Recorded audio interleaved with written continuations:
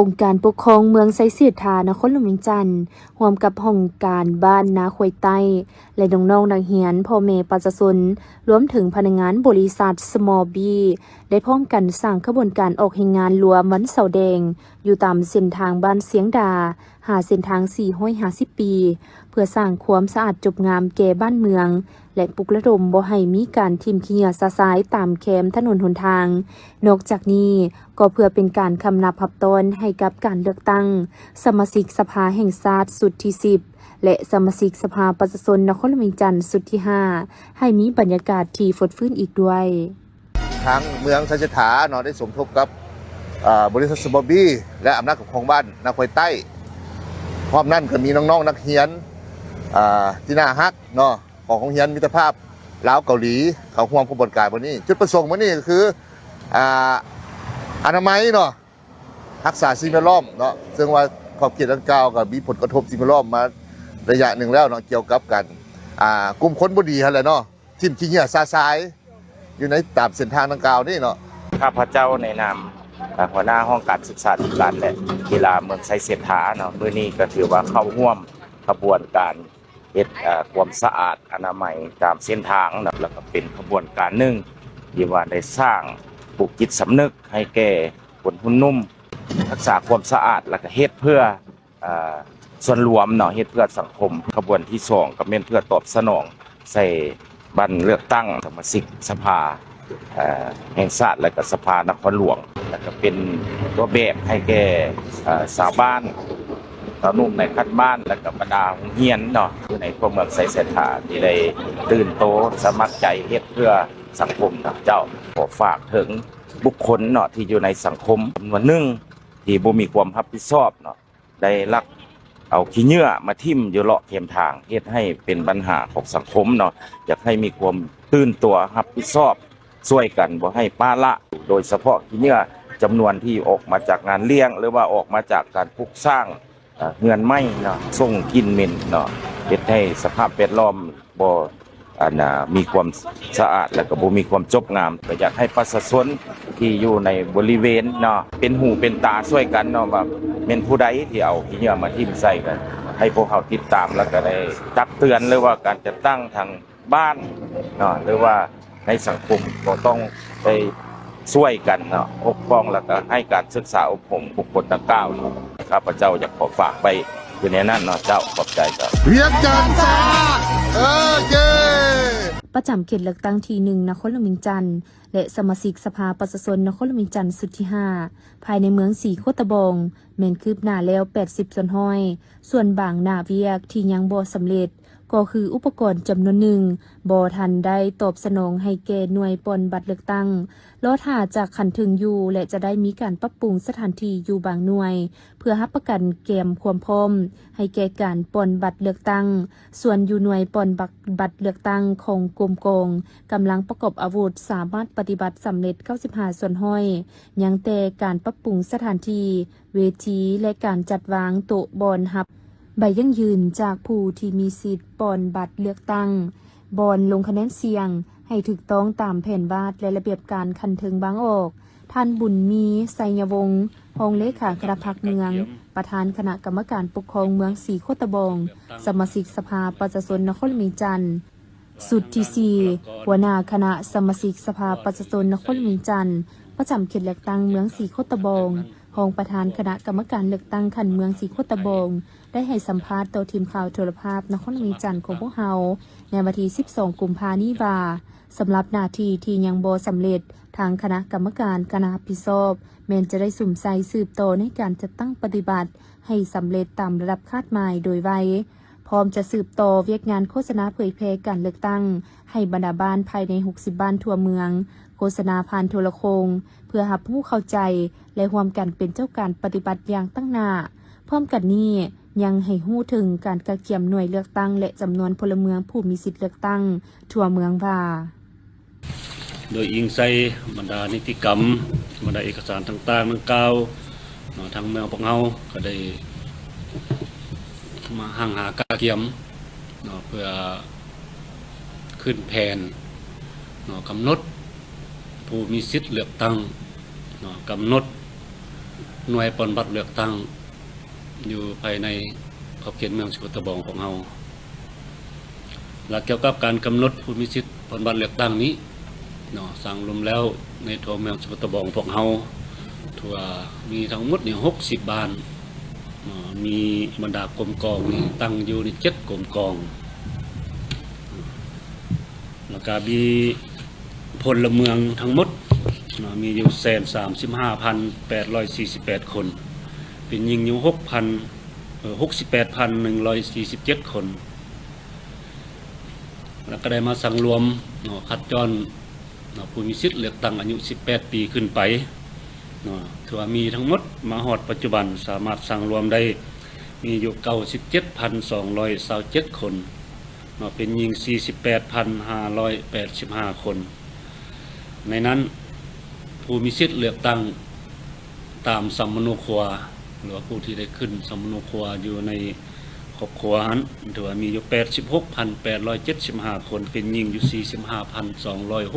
45,262 คนแล้วก็มีผู้มีสิทธิ์ปอนบัตรเลือกตั้งจากท้องถิ่นอื่นมีอยู่ 4,025 คนเป็นหญิงอยู่ 2,217 คนนอกจากนี้พวกเรายังได้สั่งรวมผู้มีสิทธิ์เลือกตั้งอยู่บรรดากรมกองใน7กรมกอง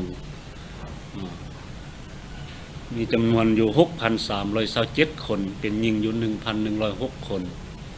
ในจำนวนผู้มีสิทธิ์เลือกตั้งดังกล่าวพวกเราได้มากำหนดหน่วยปฏิบัติเลือกตั้งโดยอิงใส่กฎหมายบริการเลือกตั้งการกำหนดผู้มีสิทธิ์เลือกตั้งและแจ้งการของคณะกรรมการเลือกตั้งคนเวียงจันทน์นั้นได้กำหนดหน่วยเลือกตั้งหนึ่งนับแต่ผู้มีสิทธิ์เลือกตั้งแต่500 1,000ให้จัดตั้งเป็นหน่วยหนึ่งและถ้าผู้มีสิทธิ์เลือกตั้งหลายกว่า 1,000 คนขึ้นไปให้จัดตั้งเป็นหลายหน่วยหลังจากนั้นทางเมืองของเราคณะกรรมการเลือกตั้งเมืองของเราก็ได้มาค้นคว้ากำหนดจัดแบ่งหน่วยเลือกตั้งอยู่คันเมืองของเราเฉพาะอยู่คันบ้านจะได้กำหนดออกเป็น100 หน่วยอยู่ใน60 บ้านและอยู่ในกรมกอง7กรมกองได้มาจัดหน่วยเลือกตั้งมี8 หน่วยตัวรวมทั้งหมดอยู่ทั่วเมืองของเรามี108 หน่วยเลือกตั้งอันนั้นเกี่ยวกับการกักเกียมเก็บกำผู้มีสิทธิ์เลือกตั้งการกำหนดหน่วยปฏิบัติเลือกตั้งและทางด้านบุคลากรพวกเราก็ได้ค้นคว้าโดยอิงใส่นิติกรรมแจ้งการของคันเทิงนั้นเพื่อค้นคว้าบุคลากรผู้ที่มีมาตรฐานเงื่อนไขเพื่อจะลงรับสมัครเลือกตั้งเป็นสมาชิกสภาประชาชนเวียงจันทน์สุดที่ 5นี้ซึ่งเมืองพวกเราก็ได้รับโควต้าให้จำนวน4 ท่านในนั้นพวกเราก็ได้มาค้นคว้าบุคลากรดังกล่าวจึงนอนอยู่ในบรรดาของเขตดังนี้กับผู้ที่1ก็ได้กำหนดเอาสหายเลขาคณะพรรคเมืองสกลตะบองซึ่งเป็นสหายอินปองทุมมาเป็นเลขาคณะบริหารพรรคเมืองสกลตะบองสมัยที่8นี้ลงสมัครแล้วผู้ที่2เป็นสหายนางศรีสุดาเพ็งพงศวัฒน์กรรมการพรรคเมืองเป็นเลขาคณะบริหารสาวหนุ่มเมืองสกลตะบองเลขาภาคเมืองหาดไซฟงผู้ลงสมัครนำเบอร์1โดยมีคณะอนุกรรมการรับผิดชอบการเลือกตั้งขันเมืองการจัดตั้งบ้านประชาชนคณะครูอาจารย์วิทยาลัยและนักศึกษาจาก3 สถาบันให้การต้อนรับสำหรับการลงโฆษณาหาเสียงของคณะผู้สมัครเลือกตั้งดังกล่าวแม่นเพื่อปฏิบัติตามกฎหมายว่าด้วยการเลือกตั้งสมาชิกสภาแห่งชาติและสมาชิกสภาประชาชนขันแขวงและอิงใส่แผนการลงเคลื่อนไหวโฆษณาหาเสียงของผู้ลงสมัครทั้งเป็นการเสนอตัวแนะนำชื่อเสียงประวัติการเคลื่อนไหวผลงานแนวทางนโยบายต่อผู้มีสิทธิเลือกตั้งและการเสนอวิสัยทัศน์ของแต่ละท่านพร้อมทางได้เน้นหนักต่อระเบียบของการปอนบัตรเลือกตั้งโดยให้ผู้มีสิทธิปอนบัตรเลือกตั้งได้เลือกเอาบุคคลที่ตนเองมากและต้องเป็นผู้ที่มีความรู้ความสามารถมีมาตรฐานเงื่อนไขครบถ้วนกว่าหมู่และมีความมุ่งมั่นต่อการสร้างสรรค์พัฒนาบ้านเมืองอย่างแท้จริงเพื่อมารับหน้าที่เป็นตัวแทนให้แก่พ่อแม่ประชาชนที่จะเข้าไปนั่งอยู่ในสภาและเฮ็ดภาระบทบาทหน้าที่เป็นตัวแทนปกป้องสิทธิผลประโยชน์ของประชาชนและมีความกล้าหาญที่จะส่องแสงถึงสภาพความเป็นจริง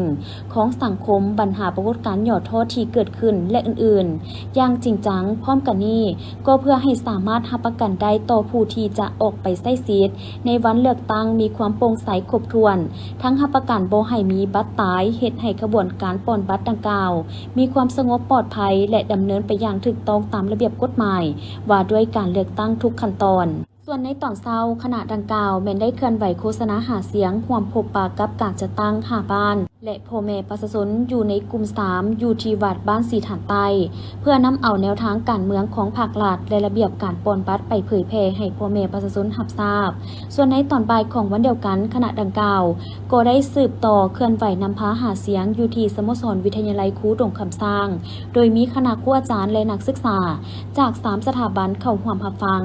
ในโอกาสของการลงโฆษณาหาเสียงเลือกตั้งครั้งนี้ผู้มีสิทธิ์เลือกตั้งก็ได้ตั้งคำถามเกี่ยวกับทิศทางและนโยบายต่างๆที่จะนำไปสู่การแก้ไขปัญหาที่เกิดขึ้นอยู่ขั้นท้องถิ่นอย่างรีบด่วนรูปแบบใด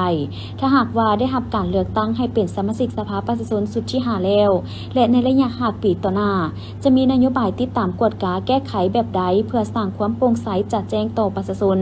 โดยเฉพาะปัญหาเกี่ยวกับราคาไฟฟ้าและน้ำประปาสินค้าที่มีราคาแพงปัญหาทางด้านเศรษฐกิจที่ยังกระทบต่อปากท้องของประชาชนและการส่งเสริมวิชาชีพต่างๆเพื่อสร้างวิธีการทำให้กับสาวหนุ่มวัยหนุ่มเพื่อลดพรการลังไหลไปเฮ็ดเวียกอยู่ต่างประเทศและรวมทั้งปัญหาทางด้านพื้นฐานโครงหลังอื่นๆที่ติดพันกับนโยบาย6ศของนครหลวงจันทร์เพื่อให้สมาชิกสภาสุดนี้ได้มีทิศทางและนโยบายเพื่อมาแก้ไขปัญหาให้ได้ในต่อหน้าคณะผู้สมัครขับเลือกตั้งสมาชิกสภาแห่งชาติหรือสสสสุดที่10ประจำเขตเลือกตั้งที่15แขวงจำปาสักคณะที่1จำนวน10ท่านหญิง2ท่านและผู้รับสมัครเลือกตั้งสมาชิกสภาประชาชนขั้นแขวงหรือสสคสุดที่5เขตเลือกตั้งเมืองสนะสมบูรณ์จำนวน7ท่านได้ลงเคลื่อนไหวพบปะและเสนอตัวต่อผู้มีสิทธิ์เลือกตั้งอยู่ที่สโมสรของเมืองสนะสมบูรณ์การลงเคลื่อนไหวของผู้สมัครสมาชิกสภาแห่งชาติหรือสสสคณะที่1ในครั้งนี้นำโดยท่านสอนไซศรีพันดรนำเบอร์1พร้อมโดยคณะผู้สมัครสสส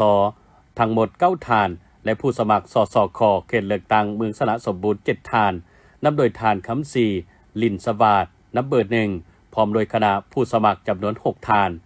โดยให้การต้อนรับของท่านอำไสพรมณีประธานคณะกรรมการปกครองเมืองสนะสมบูรณ์พร้อมด้วยการนำของเมืองและผู้มีสิทธิ์เลือกตั้งเข้าร่วมต้อนรับอย่างอบอุ่นในพิธีผู้มีสิทธิ์เลือกตั้งได้รับฟังการผ่านประวัติย่อและการเคลื่อนไหวของผู้สมัครสสสเขตเลือกตั้งที่15ทั้งหมด20ท่านแต่นำเบอร์1หานำเบอร์20ในโอกาสนี้ท่านสอนไซศรีพันดรกรรมการกรมการเมืองส่วนกลางภาคนายกรัฐมนตรีผู้สมัครสสสสุดที่10เขตเลือกตั้งที่15แขวงจำปาสักเบอร์1ได้มีคำเห็นพบปะเรื่องในสำคัญของท่านได้ยกให้เห็นภาระบทบาทสิทธิหน้าที่และความสำคัญของสมาชิกสภาแห่งชาติการเลือกตั้งสสสและสสคเป้าหมายก็เพื่อพันขยายจะตั้งปฏิบัติโครงการการเมืองระยะใหม่ของพรรคในการสืบต่อบูรณะระบบประชาธิปไตยของสาธารณรัฐประชาธิปไตยประชาชนลาวปรับปรุงกลไกการบริหารรัฐให้กลายเป็นอำนาจของประชาชนโดยประชาชนและเพื่อผลประโยชน์สูงสุดของประชาชนอย่างแท้จริงเพื่อก้าวไปสู่การเปลี่ยนแปลงและการพัฒนาที่ดีขึ้นเพื่อสร้างตั้งระบบอำนาจรัฐที่เข้มแข็งและโปร่งใสที่รับใช้ชาติและรับใช้ประชาชนอย่างสุดกกสุดปลายและที่สำคัญการลงพบปะประชาชนของผู้สมัครสมาชิกสภาแห่งชาติคณะที่1ในครั้งนี้ก็เพื่อให้คณะพรรคองค์การปกครองและพ่อแม่ประชาชนรับรู้เข้าใจและกำแนนอย่างลึกซึ้งและพร้อมกันปฏิบัติสิทธิพันธะและไปใช้สิทธิ์เลือกตั้งในวันที่22กุมภาพันธ์2026ให้ครบถ้วนและรับประกันผลสำเร็จได้ตามคาดหมายที่กำหนดไว้จากนั้นบรรดาทานผู้สมัครสสสทั้ง9ท่านและผู้สมัครสสคก็ได้ผลัดเปลี่ยนการขึ้นเสนอตัวและแจ้งจุดประสงค์ในการลงเคลื่อนไหวพร้อมทางเรียกร้องให้กับพ่อแม่ประชาชนผู้มีสิทธิ์เลือกตั้งจงพร้อมกันไปใช้สิทธิประชาธิปไตยของตนในการปฏิบัติเลือกตั้งให้กลายเป็นปางบุญใหญ่ของชาติเพื่อคัดเลือกเอาตัวแทนที่มีมาตรฐานเงื่อนไขมีความรู้ความสามารถและวิสัยทัศน์กว้างไกลเข้าไปเฮ็ดหน้าที่ในสภาแห่งชาติบท305เสามีสถานีฮับส่งสัญญาณโทรศัพท์มือถือ906สถานีขยายสัญญาณโทรศัพท์มือถือไปฮอด455บ้าน กวมเอา 97.64 ส่วนหอยของจำนวนบ้านในทั่วแขวงผู้นำใช้โทรศัพท์มือถือมีทั้งหมด 247,385 เลขหมายผู้นำใช้อินเทอร์เน็ตความไวสูงแบบมีสาย 8,429 ประตู และอัตราการนำใช้อินเทอร์เน็ตกวมเอา 30 ส่วนหอยของประชากรการขึ้นทะเบียนเลขหมายสำเร็จ 80.08 ส่วนหอยนอกจากนั้นยังได้จัดมีบริการ Wi-Fi ฟรีตามสถานที่สำคัญพร้อมทางติดตามและเฝ้าระวังการเคลื่อนไหวข้อมูลข่าวสารผ่านสื่อออนไลน์และสามารถแก้ไขปัญหาข้อมูลปิดเปื้อนได้5กรณีสนองข้อมูลเลขหมายโทรศัพท์ให้กับป้องกันความสงบแขวง21ฉบับ27เลขหมายด้านเวียกงานโทรคมนาคมมี4บริษัทให้บริการเซ็นบริษัท ETL ลาวโทรคม Unitel และเบสโทรคมเวียกงานพ้นเด่นสถานีสัญญาณ906สถานีเกินแผน4ส่วนหอยการควบคุมสัญญาณ455 บานบรรลุ99ส่วนหอยของแผ่นผู้นำใช้โทรศัพท์มือถือใน 247,385 เลขหมายเกินแผ่น44ส่วนหอยอินเทอร์เน็ตความไวสูง 8,429 ประตูเกินแผ่น 5.06 ส่วนหอยสามารถสร้างรายรับรวม 126,965 ล้านกีบเกินแผ่น 4.71 ส่วนหอยและส่งเข้างบประมาณของแขวง 7,552 ล้านกีบเกินแผ่น 23.83 ส่วนหอยพร้อมกันนี้กองประชุมยังได้ประกอบคำคิดครับเห็นใส่ข้างบทสรุปและทิศทางแผนการในต่อหน้าโดยเน้นใส่การพัฒนาและการนำใช้เทคโนโลยีดิจิตอลทันสมัยปลอดภัยเข้าในทุกแขนงการพัฒนาทรัพยากรมนุษย์ด้านดิจิตอลส่งเสริมนวัตกรรมที่ประหยัดพลังงานและเป็นมิตรกับสิ่งแวดล้อมเพื่อขับเคลื่อนการพัฒนาเศรษฐกิจสังคมเข้าสู่ยุคอุตสาหกรรม 4.0 และสร้างสังคมดิจิตอลภายในแขวงอุดมไซพร้อมทางรับฟังการอบรมจากคันเทิงตืมอีแผนกสามัญศึกษาแผนกศึกษาธิการและกีฬาแขวงนิทานวงศักดิ์วงจันดีหัวหน้าหน่วยงานสามัญศึกษาองค์การศึกษาธิการและกีฬาเมืองนี้บรรดาคณะรับผิดชอบบันสอบเสียงพร้อมด้วยอำนวยการโรงเรียนครูอาจารย์และน้องนักเรียนเข้าร่วมในโอกาสดังกล่าวทานศิวัตรไม้ปัญญาได้ขึ้นโอลมก่อนอื่นทานยังได้เน้นหนักบางปัญหาบางเนื้อในที่สำคัญต่อกับบ้านสอบเสียงนักเรียนเก่งในครั้งนี้พร้อมทางได้เรียกห้องมายังคณะกรรมการสอบเสียงและนักเรียนจงพร้อมกันเอาใจใส่ปฏิบัติกฎระเบียบโมงเวลาของการสอบเสียงอย่างเข้มงวดพร้อมนั้นก็ได้กล่าวเปิดพิธีอย่างเป็นทางการซึ่งการแข่งขันสอบเสียงนักเรียนเก่งประกอบมีนักเรียนที่มาจากโรงเรียนต่างๆภายในเมืองเข้าร่วมทั้งหมด108น้องชั้นประถมป .5 มี57น้องชั้นมัธยมต้นม .4 มี30น้องและชั้นม.ปลายม .7 มี21น้องในนั้นมีวิชาสอบเสียงทั้งหมด11วิชาคือชั้นประถม3วิชาคือวิชาภาษาลาววิชาคณิตศาสตร์วิชาวิทยาศาสตร์และสิ่งแวดล้อมชั้นมัธยมต้นม .4 มี4วิชาคือวิชาภาษาลาววรรณคดีวิชาคณิตศาสตร์วิชาฟิสิกส์ศาสตร์วิชาเคมีศาสตร์และชั้นมัธยมปลายม .7 มี4วิชาคือวิชาภาษาลาววรรณคดีวิชาคณิตศาสตร์วิชาฟิสิกส์ศาสตร์วิชาเคมีศาสตร์ผ่านการสอบเสียงเห็นว่าอันดับ1ชั้นประถมวิชาภาษาลาววรรณคดีได้แก่นางสุภพรปฐมสมบูรณ์จอมทองวิชาคณิตศาสตร์แม่นางป่าหัวทรงปฐมสมบูรณ์ผากอกวิชาวิทยาศาสตร์และสิ่งแวดล้อมนางภูธรปฐมสมบูรณ์ล่องลาน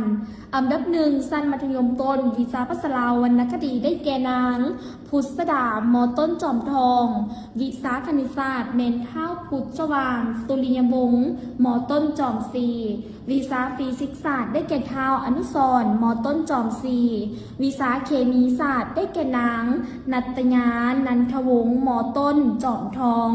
อันดับ1ชั้นม .7 วิชาภาษาลาววรรณคดีได้แก่ท้าวเพชรสมรคูณทิไซมอปลายจอมทองวิชาคณิตศาสตร์แมนวิชามสล่องปิววิชาฟิสิกส์ศาสตร์ได้แก่ท้าวสายคำอินดวงดีมสหน้าป่าวิชาเคมีศาสตร์แม่นางสุรพรพุทธวงศามอปลายจอมทองโดยเป็นเกียรติขึ้นมอบรางวัลของบรรดาคณะประธาน ทางนี้ก็เพื่อเฮ็ดให้นักเรียนได้แสดงความรู้ความสามารถเข้าในการเรียนการสอนให้กลายเป็นนักเรียนดีนักเรียนเก่ง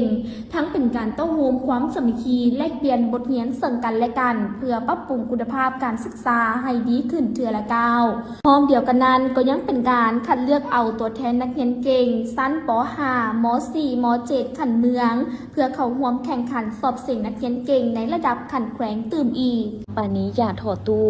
ห้องประธานประเทศท่านนางฟางหงเอกอัครราชทูตจีนประจำลาวท่านนางใบคำคัตติยารัฐมนตรีกระทรวงสาธารณสุขท่านโจสิงห์เทาผู้อำนวยการห้องหมอหูตาดั่งคอมหาวิทยาลัยฟูตานเสียงไฮ้ของจีนได้ให้ข้อมูลว่าโครงการหัวมือด้านการแพทย์ทางอากาศนี้ได้เริ่มดำเนินมาแต่ต้นเดือนกุมภาโดยบริการกวดและปิ่นปัวพยาธิหูตาดั่งคอบ่เสียค่า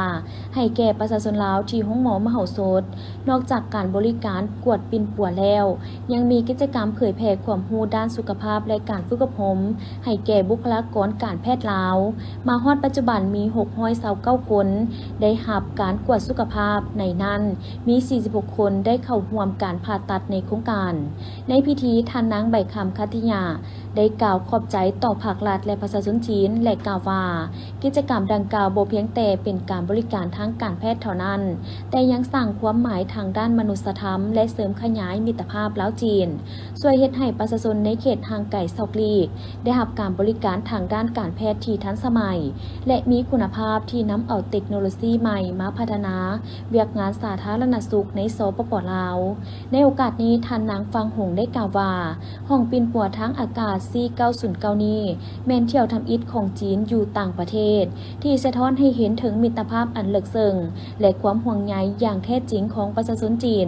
ต่อประชาชนลาวโดยการนำเอาความรู้ทางด้านเทคนิคและอุปกรณ์ที่ทันสมัยระดับแถวหน้าของจีนมาร่วมในการยกสูงคุณภาพการบริการสาธารณสุขจากนั้นผู้อำนวยการห้องหมอไฟจีนได้มอบอุปกรณ์การแพทย์เฉพาะหูตาดังคอให้แก่ฝ่ายลาวพร้อมนี้2ฝ่ายยังได้ลงนามในบทบันทึกความเข้าใจด้านการร่วมมือเพื่อสืบต่อขยายเวียกงานร่วมมือในอนาคตและได้เข้าไปเยี่ยมชมห้องปิ่นปัวและให้กำลังใจแก่ผู้ป่วยถึงเฮือบิน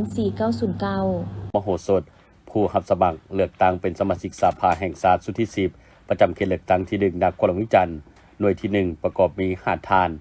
นำพาโดยทานอาสพังทองศรีพัดดรเจ้าของนครหลวงวิจันทร์นัมเบอร์2ทานนางดาราดีผมมาวงศารองรัฐมนตรีกระทรวงวัฒนธรรมและการท่องเที่ยวนัมเบอร์7ทานสารพิษศูนย์วรวงศ์หัวหน้าแผนกแรงงานและสวัสดิการสังคมนครหลวงวิจันทร์นัมเบอร์12ทานธนงศิษย์เมืองจันทร์หัวหน้าแผนกเทคโนโลยีและการสื่อสารนครหลวงวิจันทร์นัมเบอร์13และทานนางกันทีนาปานอินหวนหัวหน้ากรมติดตามกวดกาเวกงานยุติธรรมกรรมาธิการยุติธรรมสภาแห่งชาติห้องประธานสภาแม่หญิงสภาแห่งชาตินัมเบอร์17ได้สืบต่อลงโฆษณาหาเสียงและเสนอตัวนำผู้มีสิทธิ์ปอนบัตรเลือกตั้งอยู่ในโครงเขตสาธารณสุขได้รับการต้อนรับจากทานหมายฟ้องหมายซ้ายผู้อำนวยการมหาวิทยาลัยวิทยาศาสตร์สุขภาพกระทรวงสาธารณสุขพร้อมโดยพนักงานหลักแหล่งอ้อมข้างกระทรวงเข้าร่วมการลงเคลื่อนไหวโฆษณาหาเสียงของผู้สมัครเป็นสมาชิกสภาแห่งชาติสุดที่10หรือสสสประจำเขตเลือกตั้งที่1นครหลวงวิจันทร์ในครั้งนี้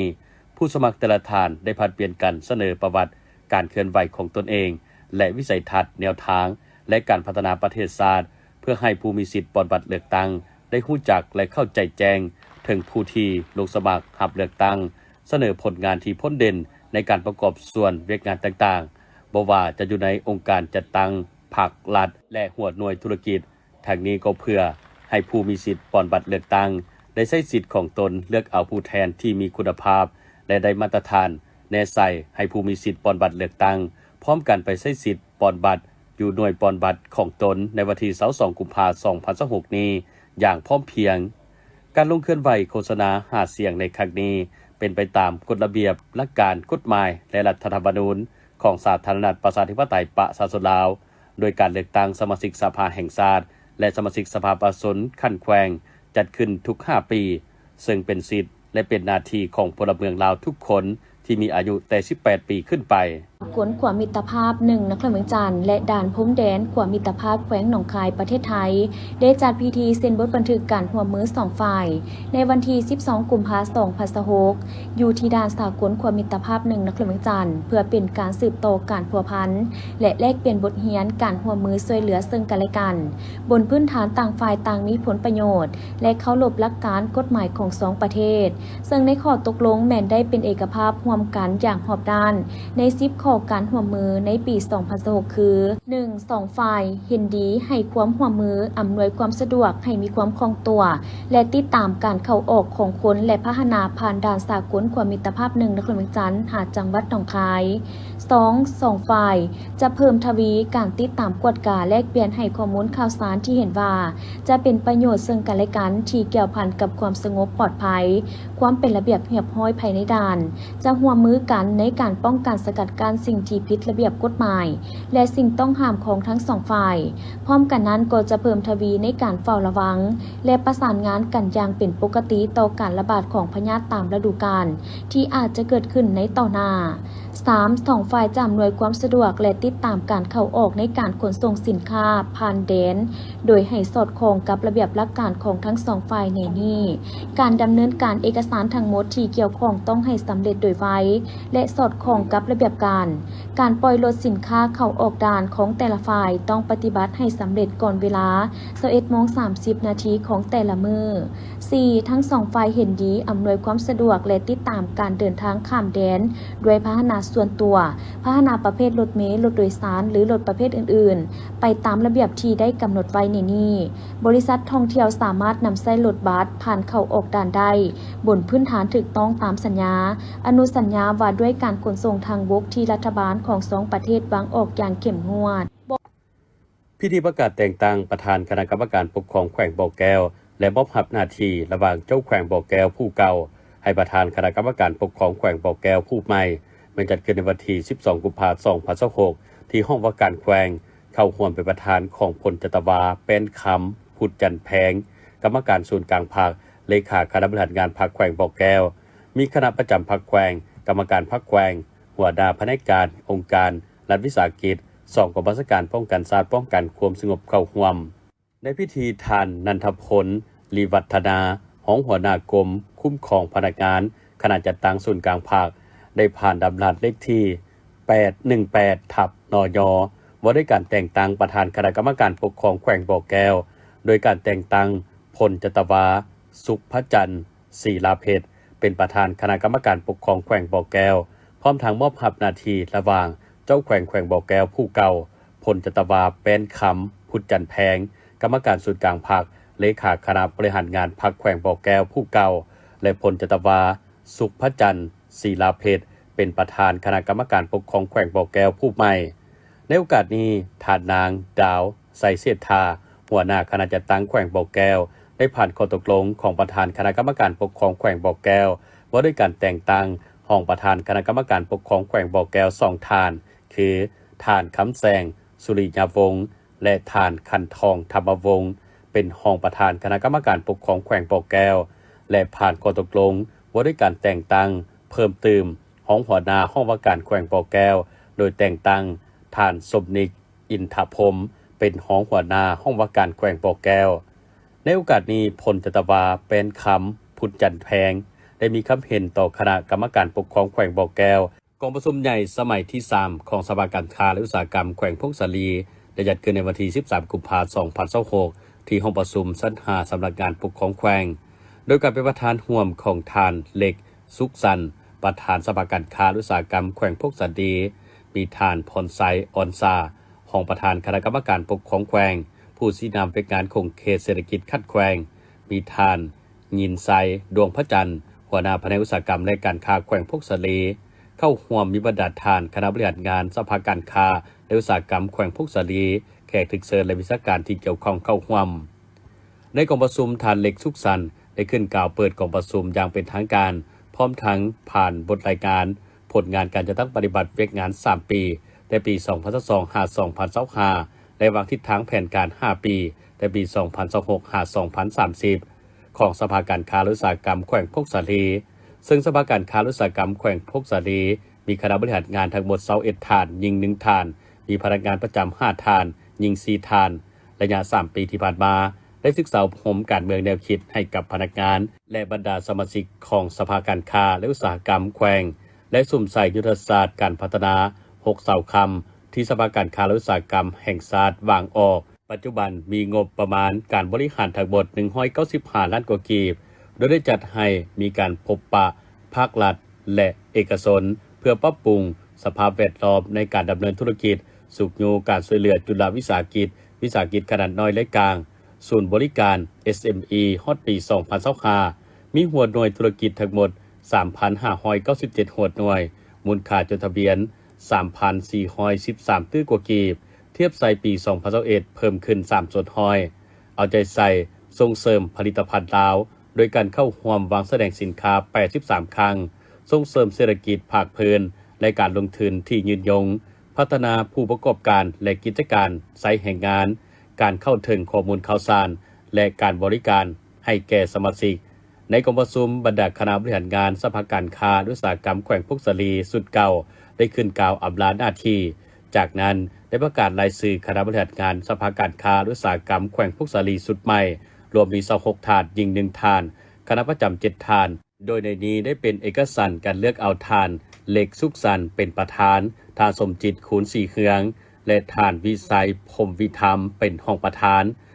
และห้องประธานกวดกา3ฐานที่ปรึกษา2ฐานและประธานสภาการค้าและอุตสาหกรรมเมืองอีก6ฐาน